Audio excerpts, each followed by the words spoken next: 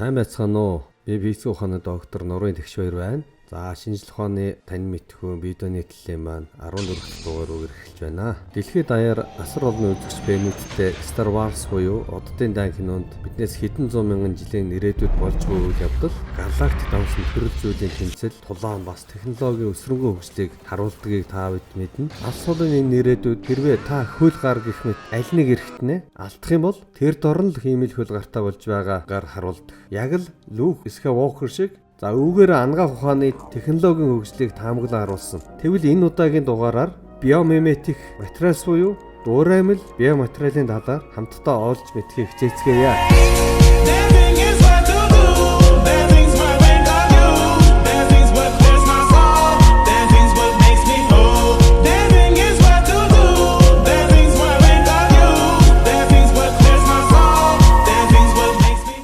Биомиметик буюу дуураймал биоматериал гэсэн нэршлиг 1950-ад онд Америкийн биофизикч, инженер, зохион бүтээгч Отто Шмидт анх гаргаж ирсэн. Дуураймал биоматериал гэдэг нь амьд байгалийн шин чанарыг хуулбарлсан, түүнтэй яг ижил юм шиг шин чанартай дуураймал наноматериалыг л хэлж байгаа юм. Харин бионик хэмээх нэршлиг 1958 онд Америкийн тэнгисийн цэргийн хурандаа эмч Жак Элвуд Стил гаргаж улмаар 1960 онд Америкийн нэгдсэн улсын Дайтон хотод болсон баг хурлаас амьд байгалийн хэлбэр, бүтэц, зөв тогтол, зарчмыг техник технологид нэвтрүүлдэг арга ухааныг бионикийн шинжлэх ухаан хэмээн нэрлэхээр шийдвэрлсэн байдаг. Онлын хувьд бионик нь биологийн тогтолцооны үйл явц, үйл ажиллагааны зарчмыг математик загварчлалд буулгадаг бол практик хэрэглээнд амьд байгаль, ургуул амьтны хэлбэр дүрс, үүрэг, шин чанар, бүтцийг бүтээгдэхүүн, техник технологийн төхөөрөмжийг зохион бүтээхэд ашигладаг.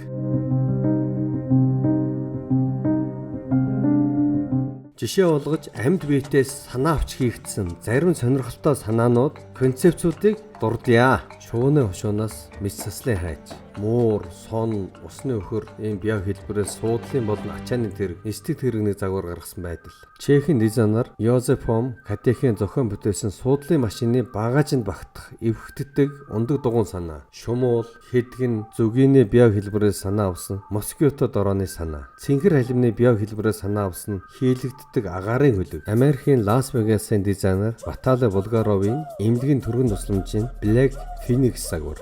Хүн анх ном сумыг бүтээхдээ тухайн үед хэрэглэж байсан жадаа далвч сүүлдээ уулгах замаар нисэхийн тулд жадаа хөнгөрүүлж ард нь хараацааных шиг сүүл ацхийж өгч ингэснээр холын зайд жадыг шидэгч ном сум бий болж ном нь далвчны үүргийг, хошуу, зэвн, тонших үүргийг, сүүл нь залуур үүргийг гүйцэтгэх цогц зохион бүтээл болж чадсан байна. Дан ганц санаа, концепц байх нь тухайн бүтээлийг амьдралд өдөр тутмын хэрэглээ нэвтрүүлэхэд хангалтгүй. Үүний ард зайлшгүй хэрэгцээ шаардлага байх хэрэгтэй. Бионикийн шинжлэх ухаанд орчин үед хамгийн өргөнөөр хэрэглэгдэж байгаа салбар нь хиймэл идэрхт юм аа.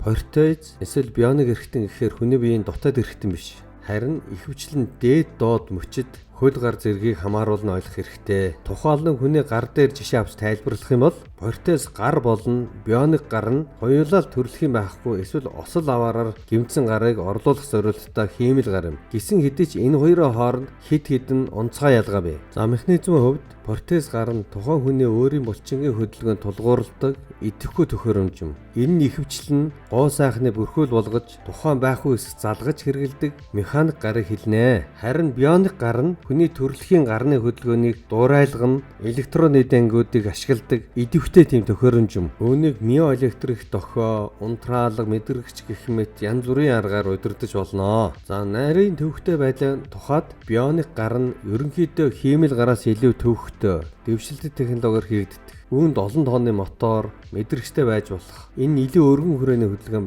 хийх, объектыг илүү наривчлалтаа барих боломжийг олгодог. Зарим бионик гарууд нь мэдрэхүүн сенсортой бөгөөд энэ даралтыг эсвэл температур гэх мэт орчныг мэдэрч чаддаг.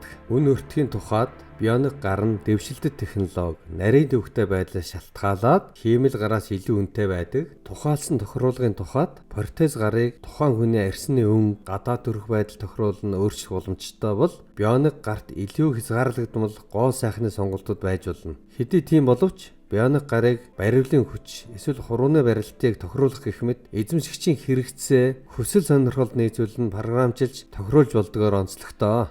Өөрөөр хэлбэл хиймэл гар ба бионик гарыг сонгох нь тухайн хүний хувийн хэрэгцээ, сонголт, санхүүгийн чадамж гээд янз бүрийн зүйлээс л хамаардаг. Хоёр сонголт хоёулаа л ихэнх нь ашиг тусдаа тухайн хүний амьдралын чанарыг сайжруулах чиглэгддэг учиртай.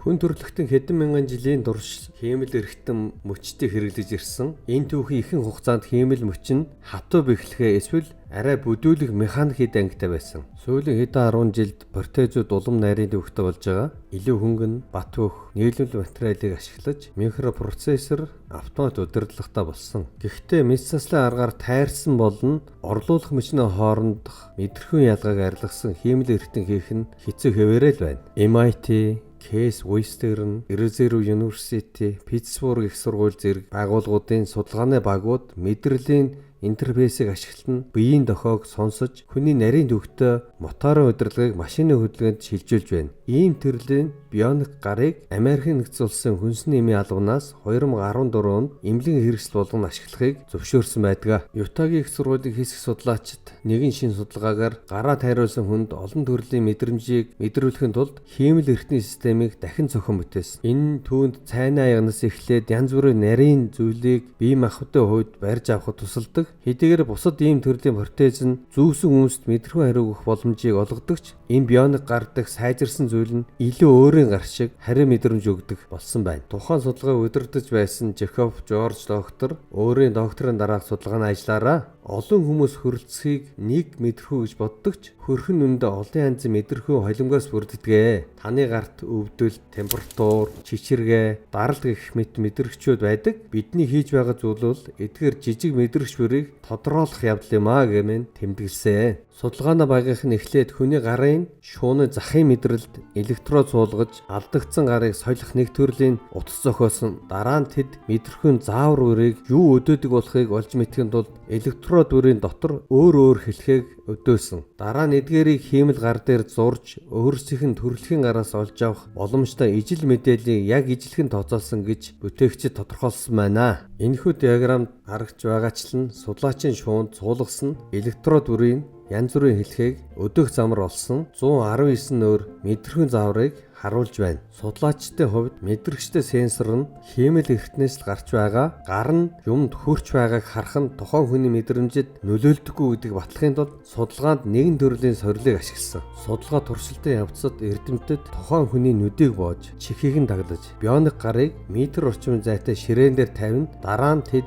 түүнээс ил үзэгдэх янз бүрийн объектуудыг хөөс, хунцар блок гэх мэт бионик гараар сохроор атгах замаар зөөлн эсвэл хатуу яг аль нь болохыг асуужээ. Яг иймэрхүү замаар бионик гарын мэдрэхүйн технологиг улам сайжруулах, хүний жинхэнэ гараас дутхааргүй бионикийг хөгжүүлсээр байна. Аливаа судалгаа шинжилгээ хийх явцад олон эерэг сөрөг талууд байдаг. За энэ тохиолдолд төрөл бүрийн бионик гарыг нэг ширхээхэн зардал нь 100-аас 200 мянган Америк доллар байгаа нь нэлээд өндөр өртөлттэй байна гэсэн үг. Ютагийн сургуулийн баг одоогоор 8 навчтанд электрод бас гарыг амжилттай суулгасан.